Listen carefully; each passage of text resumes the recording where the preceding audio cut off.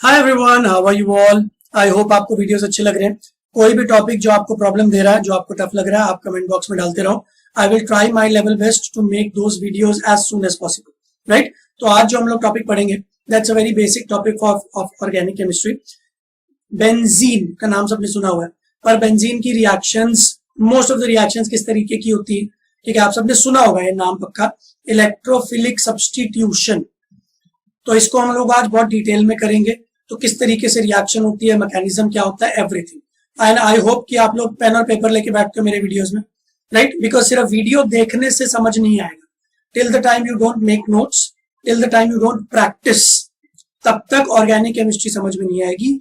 एक मेरे टीचर, मतलब 15-20 साल पहली बात बता रहा हूँ, जब मैं खुद स्टूडेंट हुआ करता था, राइट, तो मेरे टीचर ये बोलते थे, विच आई बिलीव, कि ऑर्गेनिक केमिस्ट्री ना एक्चुअली मैथ्स की तरह होती है। जैसे मैथ्स में पढ़ पढ़ के नहीं, कर करके समझ में आता है, वैसे ऑर्गेनिक में ना सिर्फ वीडियो देख देख के समझ में नहीं आएगा। तो जैसे मैं वीडियो बना रहा हूँ, ठीक है, मैंने कोई चीज बोली, आप वीडियो पॉज कर दो और सोचो कि ये बात सही है या नहीं।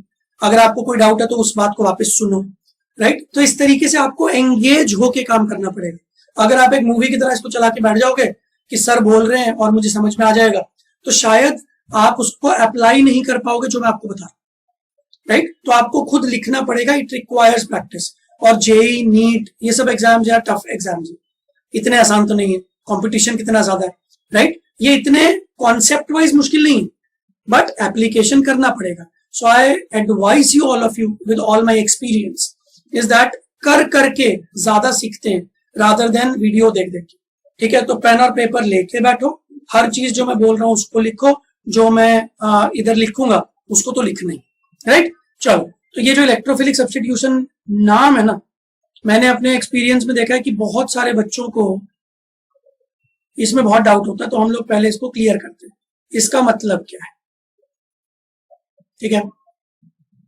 तो जैसे एक बार क्वेश्चन आया था कि बेंजीन की मोस्ट ऑफ द रिएक्शंस किस कैटेगरी में होती है, what type of reactions. 4 options थे, उन ऑप्शंस में से एक ऑप्शन था इलेक्ट्रोफिलिक सब्स्टिट्यूशन, ठीक है। तो इसका मतलब क्या है वो समझते हैं। तो सबसे पहले मुझे आप ये बताओ, आप सबको बेंजीन का स्ट्रक्चर पता है। बेंजीन में ऑल्टरनेटिव इलेक्ट्रॉन्स के पेयर्स का पाई बॉन्ड होता है। इसी बेंजीन को आप इस तरीके से भी दिखाते हो। हम लोग इसके ऊपर और डिटेल्ड वीडियोस जीओसी में डालेंगे, बट आप सबको पता ना कि ये रेजोनेट जो कर रहा है, इसके पीछे का रीजन क्या है। तो हर कार्बन के ऊपर एक एक पी ऑर्बिटल है, राइट। अब अगर मैं नंबरिंग दे दूं, तो ये जो पाई बॉन्ड होता है ये एक्चुअली ओवरलैपिंग से बनता है। तो मैं आपको ये बोल सकता हूं कि यार 1 और 2 वाला ओवरलैप कर गया, 3 और 4 वाला ओवरलैप कर गया, 5 और 6 वाला ओवरलैप कर गया। तो हमको एक पर्टिकुलर स्ट्रक्चर मिल गया, कैसा, इस तरीके का दिखने वाला। बट यार कोई गारंटी थोड़ी है कि 1 2 से ओवरलैप करे, 1 वाला 6 से भी कर सकता है। तो अगर 1 वाले ने 6 से ओवरलैप कर लिया, तो 2 वाला 3 से ओवरलैप करेगा, तो 5 वाला 4 से करेगा। तो इन दिस केस आपको कैसा स्ट्रक्चर मिलेगा, ये वाला। तो ये दोनों ही स्ट्रक्चर सही हैं, और दोनों में से कोई भी पॉसिबिलिटी हो सकती है। तो इसको हम लोग एक रेजोनेंस हाइब्रिड की तरह दिखाते हैं कि भाई स्ट्रक्चर 1 भी हो सकता है, स्ट्रक्चर 2 भी हो सकता है। तो एक्चुअली प्रैक्टिकली स्पीकिंग, ना स्ट्रक्चर 1 होता है ना स्ट्रक्चर 2 होता है, इन दोनों का हाइब्रिड होता है। इन दोनों का हाइब्रिड कैसा दिखता है, तो उसको दिखाने के लिए हम लोगों ने एक रिप्रेजेंटेशन बना लिया ऐसा। तो हम लोग बेंजीन का एक हेक्सागन बनाते हैं और उसके अंदर एक सर्कल बना देते हैं। सर्कल का मतलब इलेक्ट्रॉन क्लाउड। तो ये जो ओवरलैपिंग हो रही है ना ऊपर, तो ये ओवरलैपिंग एक्चुअली ऐसे दिखा सकते हैं हम लोग कि एक ओवरलैपिंग ऊपर की तरफ हो रही है, एक ओवरलैपिंग नीचे की तरफ हो रही है। अब एक्चुअली 3D चीज है, तो 2D में बनाना उतना आसान तो नहीं, राइट। बट आपको 3D स्ट्रक्चर्स एनसीईआरटी बुक में भी दिखेंगी, तो आप उसको देखो। बट द पॉइंट इज, ये बेंजीन है, बेंजीन का every carbon is sp2 hybridized. अब आप में से कुछ लोगों को हाइब्रिडाइजेशन नहीं आती होगी, अरे सर मुझे नहीं आती, तो बेटा एक काम करो, मेरे चैनल पे केमिकल बॉन्डिंग की प्लेलिस्ट में हाइब्रिडाइजेशन मिल जाएगा। नहीं तो आप सीधा यूट्यूब पर टाइप कर लो हाइब्रिडाइजेशन अभिषेक जैन केमिस्ट्री, तो आपको दिख जाएगा हाइब्रिडाइजेशन के पार्ट 1 2 3 2-3 वीडियो। तो हाइब्रिडाइजेशन की वीडियो देख लो, तो आपको समझ में आ जाएगा कि every carbon is sp2 hybridised. और आपको एक और चीज पता चलेगी कि sp2 हाइब्रिडाइज्ड कार्बन जो होता है वो प्लेनर होता है। प्लेनर मतलब प्लेन में।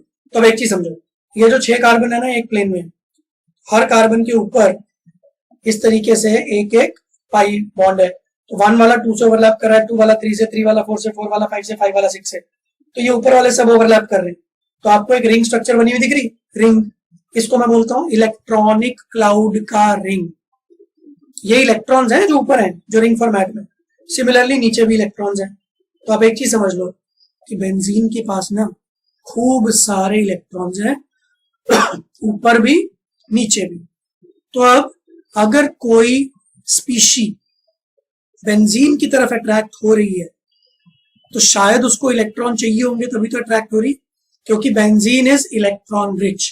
तो ये पूरी चीज आपको बताने का पर्पस क्या था कि आपको समझ में आए कि बेंजीन इज इलेक्ट्रॉन रिच। तो जिन लोगों को बेंजीन चाहिए, इलेक्ट्रॉन चाहिए होगा, वही आएंगे ना बेंजीन के पास। So now this is from where we get our nomenclature. Nomenclature का सिंपल मतलब सिर्फ IUPAC नॉमेनक्लेचर नहीं होता। नॉमेनक्लेचर का मतलब होता है नाम रखने का तरीका, राइट। तो इलेक्ट्रोफाइल को इलेक्ट्रोफाइल क्यों बोला गया, ध्यान से सुनो। फाइल, जिससे ये वर्ड आया फिलिक, ये एक लैटिन या ग्रीक वर्ड है। आपको पता है कि इंग्लिश, बहुत सारी इंग्लिश के वर्ड्स लैटिन और ग्रीक में से आए, ठीक है। अगर कुछ लोग डिटेल में जानते तो आपको ये भी पता होगा कि मैंने एक बुक भी लिखी हुई है इंग्लिश वोकैबुलरी के ऊपर। तो आप लोग जब कॉलेज में जाते हो तो वहां पे आपको इंग्लिश वोकैबुलरी की बहुत जरूरत पड़ती है इंटरव्यूज के लिए एंड ऑल। तो आप वो बुक देख सकते हो, उसके ऊपर एक ऐप भी है वोल्ट। वोल्ट वोकैबुलरी टाइप करोगे तो आपको मिल जाएगा। तो मैंने इन सब चीजों पे अपने कॉलेज में बहुत रिसर्च की थी, राइट, क्योंकि मेरी इंग्लिश भी उस टाइम पे उतनी अच्छी नहीं हुआ करती थी, आज की डेट में बहुत अच्छी, राइट। तो philic has come from a word philia, and philia is opposite of phobia. मैं काफी बार बच्चों को ऐसा बताता रहता हूँ। तो फोबिया का मतलब होता है डर, जिससे आप डरते हो, जिससे आप रिपेल होते हो। फिलिया का मतलब होता है जिसको आप प्यार करते हो, राइट। तो इलेक्ट्रोफिलिक एक ऐसी चीज को बोलेंगे जिसको इलेक्ट्रॉन से प्यार है। अगर कोई रिएजेंट है, मैं उसको ई से प्रेजेंट कर रहा हूं, इसको इलेक्ट्रॉन से प्यार है, इसका मतलब क्या है, इसके पास कम होंगे ना। आपके पास जिस चीज की कमी होती है आपको वही चीज प्यारी होती है, राइट। जिसकी हेल्थ कम है, जो वीक है, उसको हेल्थ अच्छी लगती है, वो चाहता है कि मुझे हेल्थ मिल जाए। जिसके पास पैसे कम है वो चाहता है कि मुझे पैसे मिल जाए, राइट। तो इलेक्ट्रोफिलिक मैं उस स्पीशी को बोलूंगा जिसके पास इलेक्ट्रॉन्स की कमी है। तो या तो वेकेंट और वाइटल्स होंगे, जैसा कि AlCl3 के केस में हमने काफी वीडियोस में देखा है, या फिर पॉजिटिव चार्ज होगा, सिंपल। यार जिसके ऊपर पॉजिटिव चार्ज है उसको इलेक्ट्रॉन चाहिए, सिंपल है भाई। पॉजिटिव और नेगेटिव अट्रैक्ट करते हैं ना। तो हम लोग इलेक्ट्रोफाइल्स को जनरली E+ नाम से लिखते, ठीक है। तो आई होप आपने यहां तक लिख लिया होगा। आगे बढ़ता हूं। तो ये जो इलेक्ट्रोफाइल है ये इलेक्ट्रॉन रिच स्पीशी से अट्रैक्ट होगा या नहीं होगा, ऑब्वियसली होगा। तो इसीलिए हम लोग बोलते हैं कि बेंजीन का रिएक्शन हुआ इलेक्ट्रोफाइल से, तो ये इलेक्ट्रोफाइल जुड़ जाएगा बेंजीन के ऊपर, और फाइनल रिएक्शन क्या होगी मैं आपको बता देता हूँ। इसका मैकेनिज्म अभी मैं थोड़ी देर में आपको बताऊंगा, ठीक है। तो इलेक्ट्रोफाइल आके जुड़ गया, ठीक है। तो ये मोटा मोटा कॉन्सेप्ट है, बेंजीन के ऊपर इलेक्ट्रोफाइल आया। बट कॉमन सेंस ध्यान से समझो, बेंजीन के हर कार्बन के ऊपर एक एक हाइड्रोजन होता है, इसीलिए तो आप उसका फॉर्मूला लिखते हो C6H6, ठीक है। भले ही हम लोग लिखते नहीं है बट होता तो है। अब आपका जो इलेक्ट्रोफाइल है वो इस कार्बन पे आके जुड़ गया, वेरी गुड, कोई दिक्कत नहीं है हमको। बट आप ये बताओ यार कि ये जो मैं जानबूझ के ब्लू कलर से कर रहा हूं ताकि आप फोकस कर पाओ उससे, ये जो कार्बन है इसने ऑलरेडी 4 बॉन्ड बना रखे हैं। देखो, एक सिंगल बॉन्ड ये, एक डबल बॉन्ड ये, और एक सिंगल बॉन्ड ये, तो 4 बॉन्ड बने हुए हैं, राइट। तो 4 बॉन्ड ही मैक्सिमम कार्बन बना सकता है। तो यार इलेक्ट्रोफाइल आ गया तो 5वां बॉन्ड तो नहीं बनेगा। तो इलेक्ट्रोफाइल आया तो ये हाइड्रोजन एक्चुअली चला गया। इलेक्ट्रोफाइल आया, हाइड्रोजन गया। इसको हम लोग सिंपल इंग्लिश में बोलते हैं रिप्लेसमेंट। भाई एक आदमी आया एक आदमी गया। इसको हम लोग केमिस्ट्री में बोलते हैं सब्स्टिट्यूशन। सब्स्टिट्यूट हो गया, hydrogen has been substituted by the electrophile. तो क्या मुझे इसका नाम सब्स्टिट्यूशन रिएक्शन रखना चाहिए? Answer is yes. हम लोग और वीडियोस में SN1 SN2 भी करेंगे ना, न्यूक्लियोफिलिक सब्स्टिट्यूशन, इलेक्ट्रोफिलिक सब्स्टिट्यूशन, वो सब छोड़ो। अभी के लिए सब्स्टिट्यूशन का मतलब एक आया एक गया। तो गया कौन? हाइड्रोजन। आया कौन? ये इलेक्ट्रोफाइल। तो ये सब्स्टिट्यूशन है। और मैंने अभी थोड़ी देर पहले आपको बताया था कि इस रिएक्शन में इलेक्ट्रोफाइल के साथ रिएक्शन हो रही है तो इसको इलेक्ट्रोफिलिक बोलेंगे। इसीलिए इसका पूरा नाम रखते हैं इलेक्ट्रोफिलिक सब्स्टिट्यूशन। अब ये सब टेक्निकल कीवर्ड्स बड़े इंपॉर्टेंट है। आप बोर्ड्स की भी तैयारी कर रहे हो, बोर्ड्स भी आपको देना ही है, बोर्ड्स में ये सब कीवर्ड्स बड़े इंपॉर्टेंट है। आपको इन्हीं कीवर्ड्स के ऊपर ऑब्जेक्टिव क्वेश्चंस भी मिल जाएंगे, ठीक है। तो ये छोटी छोटी टेक्निकल चीजें जो आपको आनी चाहिए, ठीक है। तो किसी भी सब्जेक्ट के लिए ना ऐसा बोलते हैं कि इंग्लिश का वर्ड मैं यूज कर रहा हूं, जार्गन, JARGON। इसके पीछे की मैं आपको 1 मिनट में एक चीज बताता हूँ। जब एक डॉक्टर एक नॉर्मल आदमी से बात करता है तो वो सिंपल लैंग्वेज में सब चीजें बताता है, बट कभी आपने एक डॉक्टर को दूसरे डॉक्टर से बात करते हुए सुना तो वो लोग ऐसी टर्मिनोलॉजीज यूज करते हैं ना जो आप आम आदमी को समझ में नहीं आती। आम आदमी के लिए बुखार की गोली को बोलते हैं क्रोसिन ले लो, बट डॉक्टर पता क्या बोलते हैं? पैरासीटामोल। आपको पता है paracetamol is a chemical compound which is present in the brand name called as Crocin. Crocin तो एक दवाई के ब्रांड का नाम है। उस क्रोसिन के अंदर जो सॉल्ट होता है, केमिकल सॉल्ट, उसको पैरासीटामोल बोलते हैं। बट हम लोग नॉर्मल लाइफ में क्या बोलते हैं? भाई क्रोसिन ले लो, क्रोसिन ले लो। अंडरस्टूड? तो जो जार्गन होता है ना, जार्गन का मतलब क्या होता है? स्पेशल टर्मिनोलॉजी जो सिर्फ उस फील्ड के लोगों को ही पता होती है, जो पढ़ने वाले लोग हैं, राइट।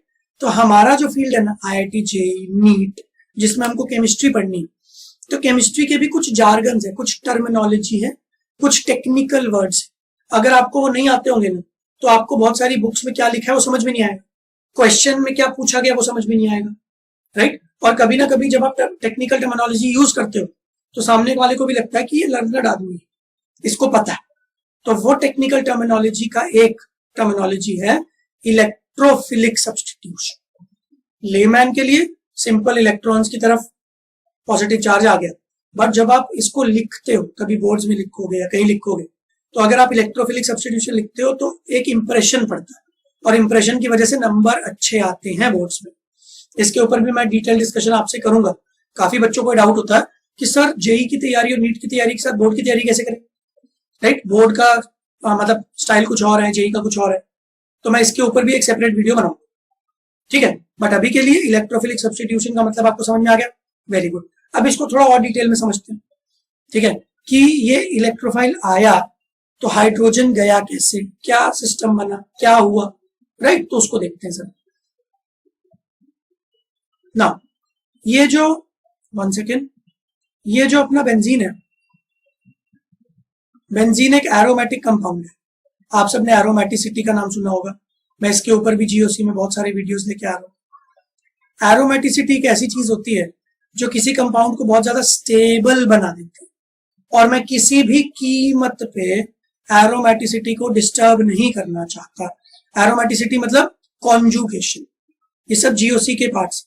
कॉन्जुगेशन का सिंपल मतलब है ये जो इलेक्ट्रॉन्स एक दूसरे की तरफ ऐसे घूमते रहते हैं, ये इधर चला गया, ये उधर चला गया, ये उधर चला गया, ऐसे घूमते जा रहे हैं, इसको एरोमेटिसिटी बोलते हैं। और इसको मैं डिस्टर्ब नहीं करना चाहता। इसका मतलब ये है, अगर आपने कोई कंपाउंड देखा, मान लो एक रैंडम कंपाउंड में बना रहा हूं, उसमें 2 ही डबल बॉन्ड है, तीसरा है ही नहीं, तो आप ये देखो, ये वाला बॉन्ड इधर शिफ्ट हो जाएगा, ये वाला बॉन्ड इधर शिफ्ट हो जाएगा, बट यहां तो कोई बॉन्ड ही नहीं है शिफ्ट होने के लिए, तो एरोमेटिसिटी डिस्टर्ब हो गई। मैं इसको बोलता हूं कि अच्छी खासी बनी हुई चेन डिस्टर्ब हो गई, ठीक है। तो केमिस्ट्री में ये चेन डिस्टर्ब होना एक अच्छी बात नहीं होती है, इससे स्टेबिलिटी बहुत ही कम हो जाती है, और मैं किसी भी कीमत पे स्टेबिलिटी से कॉम्प्रोमाइज नहीं करना चाहता, राइट। अब ये मैंने आपको क्यों बताया, जरा ध्यान से समझो। हमारे पास एक बेंजीन है, बेंजीन में खूब सारे डबल बॉन्ड्स हैं और हाइड्रोजन के साथ बॉन्ड्स बने हुए हैं। हमारे पास एक इलेक्ट्रोफाइल है, इलेक्ट्रोफाइल को नेगेटिव चार्ज चाहिए अटैच होने के लिए, तो फॉर अ टाइम बीइंग ये बॉन्ड इधर शिफ्ट होता है, फॉर अ टाइम बीइंग। इसको इलेक्ट्रोमेरिक इफेक्ट बोलते हैं। जैसे इंडक्टिव इफेक्ट होता है, हाइपर कॉन्जुगेशन होता है, मीजोमेरिक इफेक्ट होता है, वैसे इलेक्ट्रोमेरिक इफेक्ट भी होता है। क्या होता है कि किसी स्पीशी की प्रेजेंस में आपका डबल बॉन्ड अगर शिफ्ट हो रहा है, तो डबल बॉन्ड शिफ्ट हुआ तो क्या हुआ, यहाँ पे नेगेटिव चार्ज आ गया, यहाँ पॉजिटिव चार्ज आ गया। इसको और डिटेल में और बहुत सारी वीडियोस में देखेंगे, बट डबल बॉन्ड शिफ्ट होता है तो एक नेगेटिव एक पॉजिटिव। अब ये वाले नेगेटिव ने मान लो इस पे अटैक कर दिया, ठीक है, तो क्या हुआ, ये हमारा बेंजीन बेंजीन के 2 डबल बॉन्ड अभी भी वैसे ही हैं, बट एक डबल बॉन्ड टूट चुका है। इस डबल बॉन्ड के ऊपर इलेक्ट्रोफाइल आ गया, इसी डबल बॉन्ड के ऊपर हाइड्रोजन भी है, इस बगल वाले कार्बन के पास हाइड्रोजन है और यहां पे है पॉजिटिव चार्ज। तो मैं इसको बोलूंगा स्टेप 1। तो इलेक्ट्रोफाइल को देख के बेंजीन बड़ा खुश हुआ कि चलो रिएक्ट करते हैं, बॉन्ड बनाते हैं।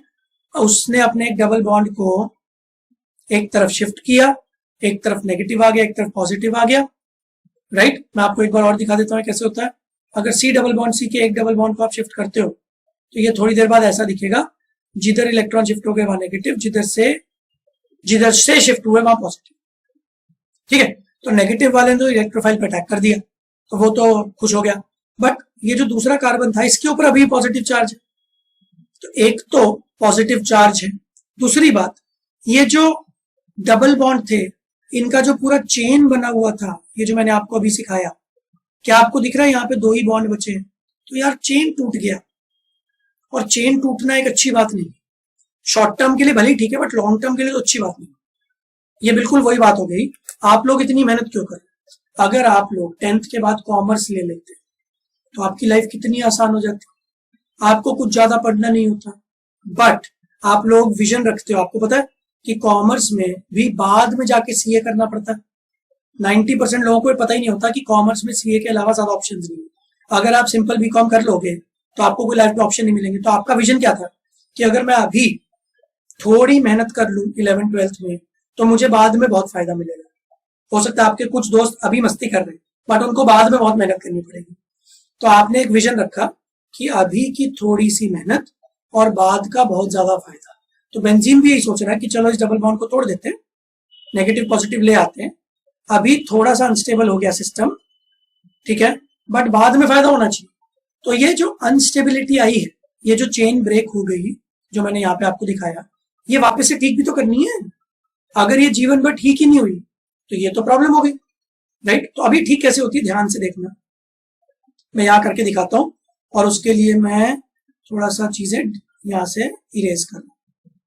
तो अब देखो क्या हुआ, ये पॉजिटिव चार्ज जो इस कार्बन पे मुझे हटाना है और मुझे यहाँ पे ना एक डबल बॉन्ड लेके आना है। यहाँ अगर आप डबल बॉन्ड ले आओगे तो क्या होगा, इस कार्बन को देखो जरा, इस कार्बन को देखो, इस कार्बन ने तो पहले से ही बॉन्ड बना रखे 4। मैं इसको ब्लू कलर से रिप्रेजेंट कर, ये ब्लू वाले कार्बन ने पहले से 4 बॉन्ड बना रखे हैं।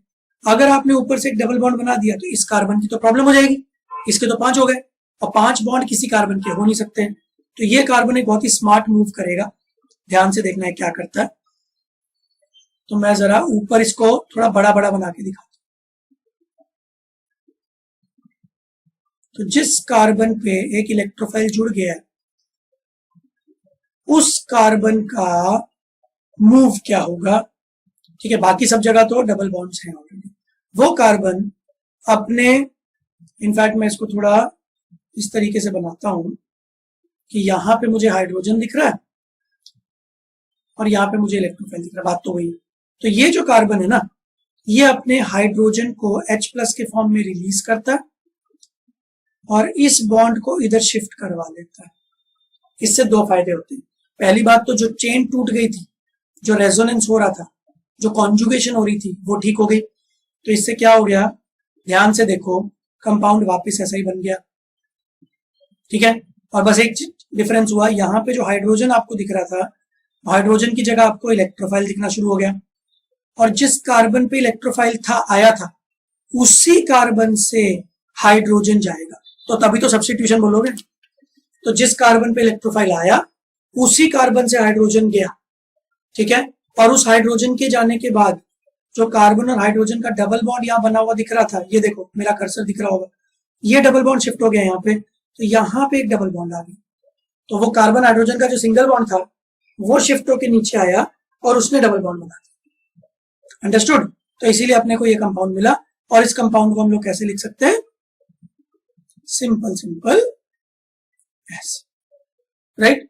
तो इसको हम लोग बोलेंगे इलेक्ट्रोफिलिक सब्स्टिट्यूशन। ऐसी बहुत सारी रिएक्शंस ऑर्गेनिक में, नाइट्रेशन, सल्फोनेशन, ठीक है, सैंडमियर, पता नहीं कितनी रिएक्शंस, ठीक है, जिसमें इलेक्ट्रोफाइल बनता है और वो बेंजीन पर अटैक करता है। मैं बेंजीन की बहुत सारी रिएक्शंस आपको करवाऊंगा, बट बेंजीन की 99% से ज्यादा रिएक्शंस में यही होगा कि भाई एक इलेक्ट्रोफाइल बनेगा, वो बेंजीन पे अटैक करेगा, बेंजीन के जिस कार्बन पे वो इलेक्ट्रोफाइल आएगा उसी कार्बन से एक हाइड्रोजन चला जाएगा, दैट्स इट। अब वो इलेक्ट्रोफाइल कौन होगा, इसके ऊपर बहुत सारी रिएक्शंस होंगी, बट कॉमन सेंस ये है कि वो इलेक्ट्रोफाइल होगा, राइट। तो आज के लेक्चर से, आज के वीडियो से एक चीज आप समझ लो कि बेंजीन के पास इलेक्ट्रॉन्स है बहुत सारे, एक इलेक्ट्रोफाइल है, वो इलेक्ट्रोफाइल बेंजीन के ऊपर आएगा, जिस कार्बन पे आएगा उसी कार्बन से हाइड्रोजन जाएगा, ठीक है। तो इसीलिए इस रिएक्शन का नाम हमने क्या रखा, इलेक्ट्रोफिलिक सब्स्टिट्यूशन रिएक्शन। जब मैं बोलता हूं कि 99% टाइप ऑफ रिएक्शन ऐसी होती है, तो 1% वो भी होती है जो ऐसी नहीं होती, तो मैं उसके ऊपर भी डिस्कशन करूंगा। बट जनरली क्या होता है वो हमको इस वीडियो में समझ में आ गया। और अगर आपने पुराने वीडियोस देखे तो फ्रीडल क्राफ्ट, उसमें आपने देखा कि R+ एल्काइल या acyl carbocation as an electrophile produce होते हैं। तो इलेक्ट्रोफाइल प्रोड्यूस करने के हमारे पास बहुत तरीके, बट अगर एक बार इलेक्ट्रोफाइल प्रोड्यूस हो गया तो बेंजीन का रिएक्शन उसके ऊपर जरूरी है, राइट। तो आई होप आपको इस वीडियो से काफी क्लैरिटी आ रही है। एंड डेफिनेटली अगर आपका ऑर्गेनिक अच्छा नहीं है तो कुछ चीजें आपको डाउट आएंगी। डाउट आना बहुत ही नेचुरल चीज है, स्वाभाविक, राइट। तो आप अपने डाउट्स के लिए ना एक पेन पेपर रखो, लिखते रहो। आई एम वेरी श्योर कि जितने ज्यादा वीडियोस देखते रहोगे आपके छोटे छोटे डाउट सारे क्लियर होते जाएंगे। और फिर भी उसके बाद आपको कोई डाउट है तो आप चैट बॉक्स में मुझे बताओ। अगर कोई कॉन्सेप्चुअल डाउट है वो बताओ, कोई टॉपिक का डाउट है वो बताओ। I will try to make as many videos as possible to help you students to crack your exams, right. तो चलो, आई होप आपको पसंद आया ये लेक्चर, और वीडियोस मैं बनाता रहूंगा, आप देखते रहो। और अगर अच्छा लगे तो लाइक, सब्सक्राइब, शेयर कर देना, ठीक है। चलो, बाय बाय, टेक केयर।